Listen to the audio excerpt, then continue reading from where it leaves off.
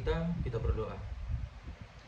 Allah Bapa yang bertata dalam kerajaan surga, terima kasih Tuhan, karena pada saat hari ini, sampai saat ini, kami masih boleh dapat menerima berkat yang daripada Tuhan. Ya Bapa, sebentar kami akan mendengarkan sedikit dari firman-Mu. Kiranya hati kami serahkan sepenuhnya ke dalam tangan pengasihan Tuhan, agar kami boleh menjadi pelaku firman Tuhan itu. Ya Bapa, doa kami panjatkan ke dalam tangan pengasihan Tuhan. Kiranya Tuhan selalu menutup bungkus kehidupan kami untuk selalu dapat berproses di dalam kehidupan ini.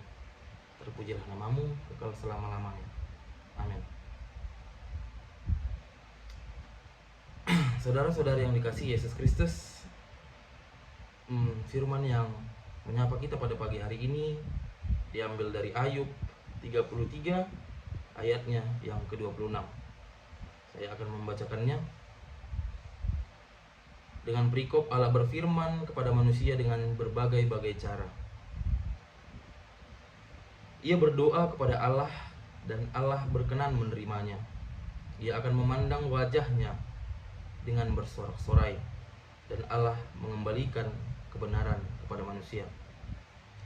Demikian firman Tuhan. Saudara-saudari yang dikasihi Yesus Kristus, kitab Ayub ini menjelaskan kepada kita makna hidup oleh kebenaran, tetapi sekaligus juga melukiskan kepada kita gambaran tentang hidup oleh kebenaran yang dipenuhi dengan rintangan. Hari ini apakah yang menjadi tantangan dalam kehidupan kita? Apa yang menjadi tekanan dalam hidup kita? Rindukah kita mengalami yang namanya pembebasan dari Tuhan di setiap kesulitan apapun yang kita hadapi di kehidupan ini? Entah itu diambang kehancuran, kesulitan dalam hidup, mungkin dalam keluarga, bisnis, relasi, apapun yang terjadi di kehidupan kita saat ini, yang kita anggap menjadi suatu tekanan dan persoalan hidup yang kita harus lalui. Tidak bisa kita pungkiri, kita manusia di setiap harinya, masalah selalu berubah di setiap harinya. Tetapi yang jika kita mengimaninya, jika kita menyerahkan diri sepenuhnya kepada Tuhan, kita boleh mengerti bahwa setiap harinya yang terjadi dalam kehidupan kita, dalam setiap masalah kita, itu akan menjadikan kita semakin bertumbuh, menjadikan kita lebih kuat, serta menjadikan kita menjadi lebih baik lagi. Nah, tetapi yang terjadi di kehidupan kita ada begitu banyak yang tidak siap dalam menghadapi persoalan kehidupan, dalam menghadapi tekanan hidup. Dan bahkan di antara kita ada yang berpikir untuk mengakhiri kehidupan atau bahkan lari dari tanggung jawabnya oleh karena tidak siap akan tekanan yang dianggap menjadi pilihan terbaik dari sebuah permasalahan, dianggap menjadi jalan keluar yang terjadi dari suatu masalah. Tetapi tidak demikian dengan kita sebagai orang percaya di dalam kebenaran Kristus. Walau kita ditimpa beban, walau kita ditimpa persoalan-persoalan apapun di kehidupan kita, bahkan sekalipun kita diambang kematian, kita bisa dengan baik dan benar dalam menanggung perkara apapun di dalam kehidupan kita. Karena kita yakini Tuhanlah sumber kekuatan dan pengharapan di dalam jiwa kita, yang akan menjadikan kita dan yang membawa kita ke dalam kelegaan hati dan pikiran serta jiwa kita. Dia bahkan menegaskan dalam firman-Nya untuk membebaskan nyawa kita, membebaskan diri kita daripada belenggu, sehingga hidup kita akan melihat terang. Nah, saudara-saudari yang dikasihi Yesus Kristus, ini yang terjadi, ini yang dialami Ayub pada saat itu, yang pada saat itu ia diperhadapkan dengan tekanan hidup, persoalan hidup yang sangat hebat, yang mungkin dari antara kita tidak sanggup untuk menjalani seperti yang dialami Ayub. Yang pada saat itu Ayub mendapati jiwanya hancur, batinnya rapuh, dan hari-harinya kesengsaraan mencekam dirinya di setiap harinya. Namun dalam tekanan, dalam persoalan hidup yang dialami Ayub, ia tetap menyerukan suaranya kepada Tuhan dan dan pengharapan kepada Tuhan. Maka meskipun dalam diambang kehancuran, Ayub menemukan harapan kembali, sehingga ia mampu berkata, "Aku tahu bahwa Engkau sanggup melakukan segala sesuatu dan tidak ada rencanamu yang gagal."